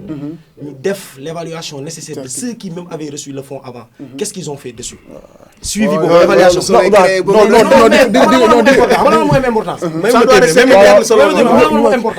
important yaa ngi koy wax sànq pour moi et c'est ce qui est le mal dans ce pays c'est que dem nañ ba dañuy personnaliser les débats c'est-à-dire bu ñu demee ba man ma nekk prochain nit daf am ragalu dugal sama dossier parce que dañuy xalaat ni am naa ak moom ànd dañuy kii sama liggéey loolu xam nga ko mën a la moo indi xam nga la moo indi loolu c'est parce que l'objectivité n'est pas là parce qu'il y a pas le suivi évaluation qu'il faut mais bu fekkee man lii sama liggéey la ñu nekk xarit ñu nekk xarit war naa mën a ñëw dugal nga refuser ko war naa mën a ñëw dugal nga kii ko mais pour ça il faut que derrière après le projet qu'il puisse y avoir des suivis et l'évaluation qu'il faut maintenant nag pour terminer sur ce point pour man sur la liste moi je ne vais pas dire que à 100% je suis en phase avec tout et naturellement loolu pour man mooy yoon man pour man il y a eu des efforts qui ont été faits dans la transparence parce que am na au moins pour une fois des critères qui ont été proposés mais pour man les critères doivent être améliorés benn dans la publication pour moi ils ont au moins ñii ñoo jot maintenant ci ñii jot man pour man mën nañ ko challenger xam nga lañ koy challenger et ça j'attends la note explicative c'est-à-dire qu'est-ce qui a fait le départ la moo départagé gars yi sur le dernier boulevard mu mën a permettre projet bii jàll ci kaw projet bii loolu kese la mais pour man c'est sans rancœur en fait c'est pas par rapport à toi c'est par rapport ak ñi nga xam ni ñooy compétir seen biir c'est sans rancœur quand un projet passe dessus ton projet nga génn casse c'est naturel et c'est autonome parce que pour man da ngaa soxla xam la mooy explication wu sama xaalis ñu jël ko jox ko kii au détriment wu man jeex na soo xamee pour man xam la nga war a def liggéey déwén pour boo ci tollee yow nga jot ci mais pour man vous devez avoir plus encore une communication et des informations à l'auteur. Je suis parfaitement d'accord avec toi. li ma métti ci combat Balla Gaye bi yëpp moom laa ko nar a dugal foofu tey grand Kals on te laisse rebondir sur ce que vient de dire. waaw am na solo vraiment damay kontaan si teewaayu suñu serviteur bi quoi. parce que tey il est là en tant que serviteur. moo tax ñu mën ko wax li nga xamante ne moom mooy suñu xalaat ak suñu gis-gis. aussi tamit moom aussi mu nangu ko quoi. donc mu nekk une posture bu may rafetlu bu baax a baax a baax. malgré que xeer yi ñu ko sànni yëpp voilà mu ngi siy jot. waaw non il faut ça on a besoin de ça. voilà donc par rapport ak territorialisation bi foofu dama siy ñëwaat parce que pourquoi parce que ñun dañoo érigé en département administrativement ñun bokkatuñu Pikine fii lañ bokk ñun ci suñu bopp quoi dañ ñoo ber. ber boobu nag état lan la fi def xalaat na war na am préfecture xalaat na war na am hôpital war na am sapeur mais sur le plan culturel état lan la fi xalaat bu amee fonds yu mel nii war nañ xalaat 46e département bi ñuy mujj créé ci Sénégal war nañ ko mën a sóor ci li nga xamante ne moom mooy programme bi ñu ngi ci biir région de Dakar mais dañu am spécificité bi nga xamante ne moom moo nekk loolu nag moom la ñuy souligner te ça c'est de bonne guerre parce que tey département bi booy xool sur le plan démographique mën nañu wax ne am na une explosion bi fi am te aussi nous sommes dans une circonscription bi nga xamante ne c'est la décharge de Mbeubeuss insécurité ak tey culture lu mu mën a résorber ci encadrer former jéem a réinsérer dans le tissu social et économique loolu tey dañ ko war a xalaat ci département bi sinon ñun suñu quartier yi peut-être yéen a ngi fii mun leen gis mais lii xew ci suñu quartier yi mooy bopp koñ boo taxaw tu vois des adolescents amaguñ 18 ans mais ci bopp koñ ñoo fay fees quoi tu sens la drogue et le chanvre ñooñu tey ñun bi ñu amee des politiques culturelles mën nañ leen récupérer on a besoin parce que un jour je me suis dit fii lu dëkkuwaay mais je me suis dit aussi bu ma fi dëkkee ba mën ko gis c'est parce que yàlla daf ma fi sant benn mission donc loolu tey ñun en tant que des acteurs communautaires au-delà même de acteurs culturels dañ ko war a wax te dañ ko war a plaider parce que ay sénégalais lañu donc fonds yii nii wax ak yeneen fonds sax yi nga xamante ne état daf ko yor tey dañ ko war a jël lu ci ëpp ñu xëpp ko Kër Massar parce que y a une réalité qui est là ñii politique xam nañ ko parce que ku jëkk Kër Massar ngay song si Gatsa le fameux Gatsa fii la déparé ak leneen ak leneen ak leneen te Kër Massar mais Kals nga baal fi dagg mais vous êtes sûr que wala boog si lan nga basé wu pour wax ni tout le département Kër Massar bokkul laal si benn projet est-ce que vous avez fait benn étude bu sûr wala da nga laaj say sa environnement immédiat wala da nga c'est par rapport ak bi ngay wax sànq naan Tamba Thiès nangam non Dakar a eu le plus gros du morceau non xam nga la banlieue dakaroise a été bien servie léegi li ma bëgg a xam mooy bu ba léegi ñuy wax Kër Massar li mais projet yi ñu financé yëpp dañu nekk biir Dakar si ça se trouve am na yoo xam ne Kër Massar moom laa lay wax c'était pas ci ñun doon moom laa lay wax mais il nous reste que quelques minutes je me permets de lancer sur ce point par exemple c'est un point qui peut faire office de critère, la territorialisation. Est-ce que je vais par région ou est-ce que je vais par département? Et même sur ce point, moi je ne suis pas trop d'accord par exemple. Bien vrai que moi je suis d'accord qu'il faut aller vers l'inclusion et la territorialisation. Mais on parle d'appel à projet, c'est personnel. Et on parle surtout du personnel. Personnel, parce que pour moi, la territorialisation, elle peut peut-être plus se sentir dans vos agissements. C'est les points de structuration que vous faites en tant que direction avec vos projets personnels. Mais les projets, autant pour moi, pour la direction. Mais les projets personnels, beaucoup de départager des fois par territorialisation. Est-ce que aussi pour les c'est une sensibilité en fait. Moi je dis ça, quand tu dis que la territorialisation, c'est une sensibilité. Comme quoi que tout est concentré sur Dakar et on doit pour nous lutter comme Nico Kalzi dit waxé ci drogue bi ak ci immigration clandestine il faut nous poser dara aussi ci région parce que lu ci yëpp fa lay jógee loolu yëpp ça c'est des directives yoo xamante ni da koy jot jóg venant des autorités comme quoi que ni da ngeen war a sensible aussi ci région mais man daal lu ma bëgg dalal xelu gars yi moom on est là pour tout le monde et tant que man maa ngi fi personne ne sera boycotté fonds yi du mës a am mafia du mës a am lobby du mës a am un groupe qui se l'accapare su fekkee am na maa ngi defee comme mënta doon nag nga wax ko publiquement wala nga woo ma publiquement sur un débat wala si live boobu mënta woo nga ni ma y a eu un lobby bu jàll wala bu seen ay boy jàll te ñëpp xamoon nañ que ni loolu doon am si fond bi léegi nag nu mu bëgg mooy ñu joxante confiance nous on peut apporter beaucoup à ce secteur te ñun loolu mission la ñu ko def gis nga transparence boobu moo waral plateforme bi c'est juste pour ki nekk Matam ak ki nekk ñëpp ñu ci yem même chance ki nga xamante si ni xool na naka la ñuy déposer mu xool critères yi xool les papiers yi ñu koy demander su ko matalee il a les mêmes chances bu fekkee dossier am baax na et yooyu yëpp c'est des avancées. Une dernière question nga tëjaale ko il y a des gens yu soulevé que ni sur 1 milliard vous avez financé que 520 millions y a un boy bu ne mais où est passé l'argent des gens où sont les cas non mais ça c'est des questions comme ni ma ko waxee xanaa boo xamul parfois su ma sax laaj na ko te daf ñuy jaxase ak àdduna mais moom war na koo xam. mais bu fekkee que ni dama leen dimbali pour li ma ci répondre boo xasee ba ni parapublic jeexal na wax c'est une direction. c'est une direction générale et c'est un conseil d'administration. et que day am plan d'action comme je vous ai dit. Bien sûr. dafa am loo xam ni ay kii ñoo lay régir ay textes. ne la lii nga mën dugal subvention fii lay yem. lii muy dem ci budget important de fonctionnement. Tout ça est régi par des textes. te dafa am comme je vous ai dit tout à l'heure il y a un plan d'action qui a été voté par le CA qui doit être appliqué par la direction générale. mooy que les gens s'attendent à voir FDCI ak programme yi mu commencé def nii. nañuy gis nañ ko délocaliser yóbbu ko Thiès. nañ ko délocaliser yóbbu ko Fatick. nañ ko délocaliser yóbbu ko fan yoo xam ne ay kii am na d'autres yoo xam ne c'est des projets lourds qui demandent beaucoup budget. moo tax am na benn partie budget bi. foofu la jëm ci plan d'action bi la jëm. beneen bi bu nekkee ci budget de ci tënk rek waaw tànn moo ñu dab. beneen boobu noonu mu ngi jëm ci plan d'action donc c'est pour vous dire. qu'on a respecté les textes.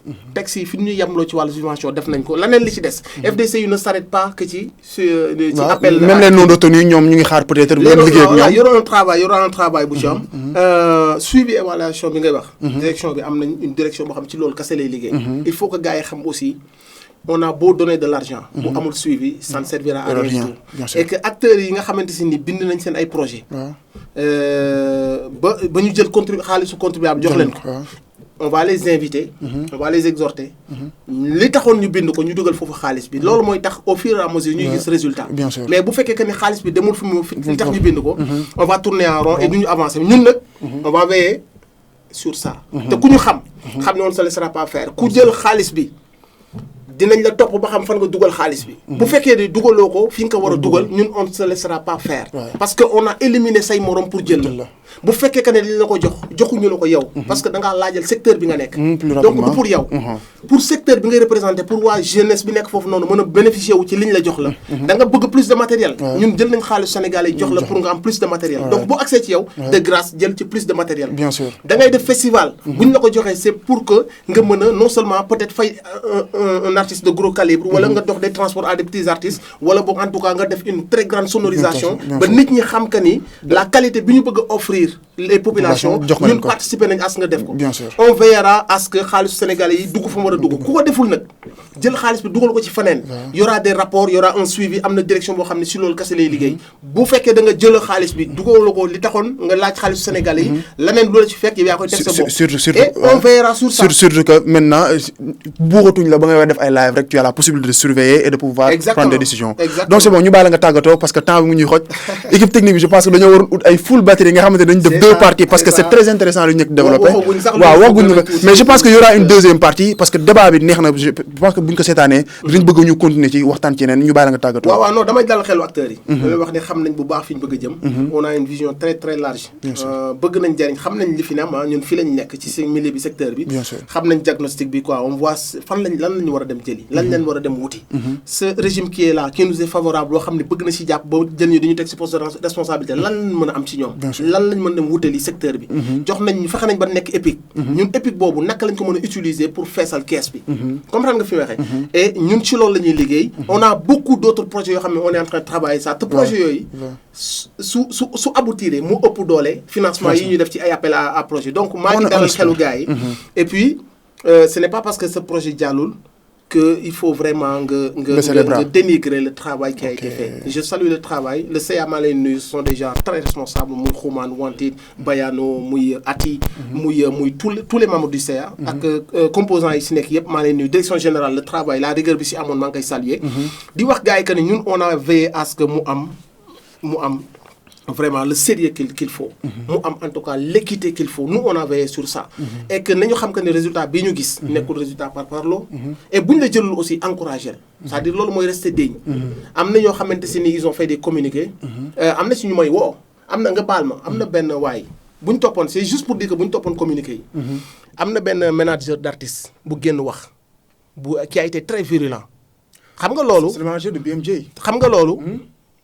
woo naa ko nee naa ko da ngay entraîner le nom de ton artiste sur quelque chose qui est faux. mais par contre c'est intéressant émission bi certes mu ngi jeex mais sànq da nga ne woon y a des artistes yoo xamante ne ñoo téye en ce moment le flambeau ñooñu yàgg nga leen kaasal dañoo war a jot des financements. si on parle de BMJ il a été xam nga moo tax ma def à l'aise dans ça ci année yi ñu génn. mais il mérite plus que ça nga ko blende li ñu koy jox il mérite plus que ça. bu ñu xoolee impact bi mu am ak fi mu bëgg a jëm ak son projet. mais pour le moment on a passé sous là. man dama def la démarche d'appeler les gars dalal seen xel wax leen na leen soyez à l'aise fonds bi seen fonds la vous devez venir ngeen vous l'approprier ñoom ñëpp laa woo BMG bi ma ko woowee période boobu dafa waroon dem Italie. mu ni moom nous on n'a pas tel papier te ma ne bon c'est dommage xam naa la prochaine fois. mais xam nga tey bu manager am génnee bon je dis pas ça contre BMG yi ma connaît. son manager bu génnee def déclaration yu mel noonu. yow da nga koy gis keneen da koy gis mën na créer confusion ak polémique. et que le manager il a même pas déposé de projet. Comment vous trouvez ça? Il n'a pas déposé. Il n'y a pas de projet. Donc ñëpp dañu déposé ci appel bi man bi ma ko woowee mu ni ma non suñu concert daaw ba dañu laajoon ci appui boobu lay wax moom. Et tu es le manager. Il y a un appel à projet bu artistes yëpp yëg on a fait la communication on a sponsorisé pour que ñëpp yëg ko. yow demuloo wuti les papiers déposer loolu sa programme. mais vous êtes fautif je suis désolé lan moo tax après nga génn. nga def une déclaration boo xam ça met tout le monde mal à l'aise et tu conduis les fans de BMG en confusion et dans l'erreur et c'est juste pour dire que confusion yooyu ak genre sortie yu gaaw yooyu mooy indi yenn réaction yi nañu defante confiance man je suis là pour eux quoi qu'on puisse dire ci milieu bi laa bokk et que man seen Baye Fall la seen serviteur comme ni ko Kals waxee et je ferai tout pour que affaire di jaar si yoon je ferai tout pour que cette nouvelle génération di si gis boppam d'ailleurs je salue la confiance bi ñu accordé ba ñoom ñëpp ñëw dugal seen poste ça veut dire que ni ñu ngi gën a ñëwee si fonds yi et que dinañ def le tout bi nga xamante si ni en tout cas fi ñu leen war a taxawal innovation yi ñu war a def li fi manqué te ñu war koo wuti lépp loo xamante si ni si logistique la war fi am amu fi on est en train de réfléchir sur comment ñu am loolu lépp pour gën a industrie bi fi manqué ñu samp ko fi di leen jaajëfal li ma war a wax yëpp Bamba moo su site bi ba léegi yow muccagoo ci mais bon je vais essayer de m'arrêter là. Merci beaucoup pour votre invitation. Et merci à Kals. Ce sont des contributions yoo xamante si nii il est légitime pour le faire. si game bi la bokk moo ñu si jiitu sax d'ailleurs.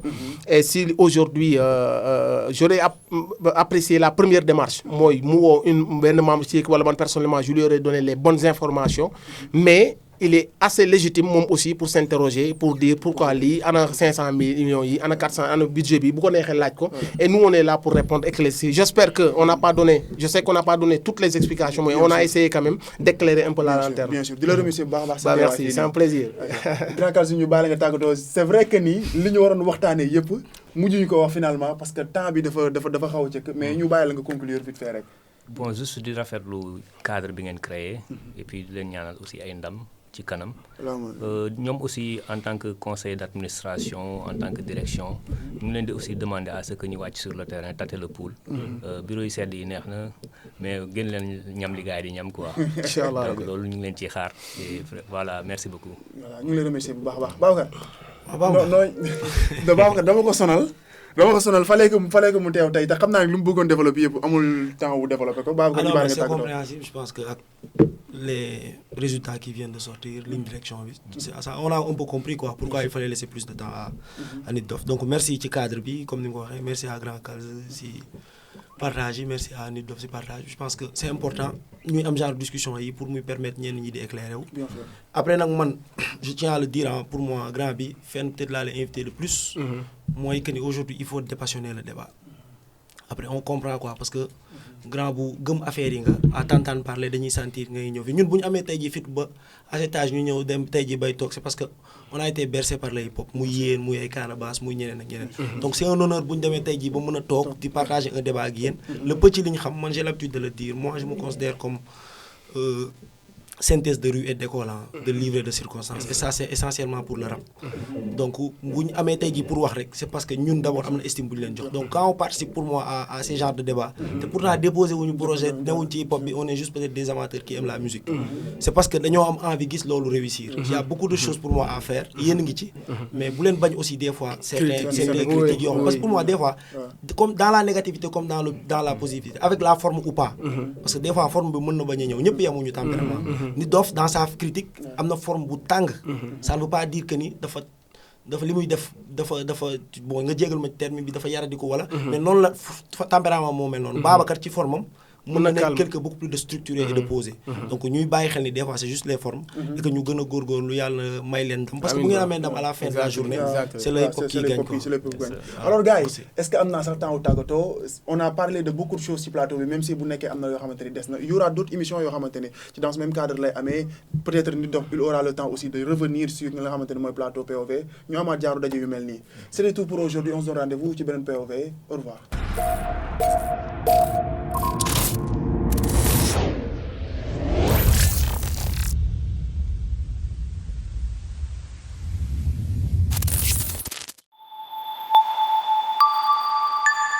Urban SN, la première chaîne de cultures urbaines du Sénégal.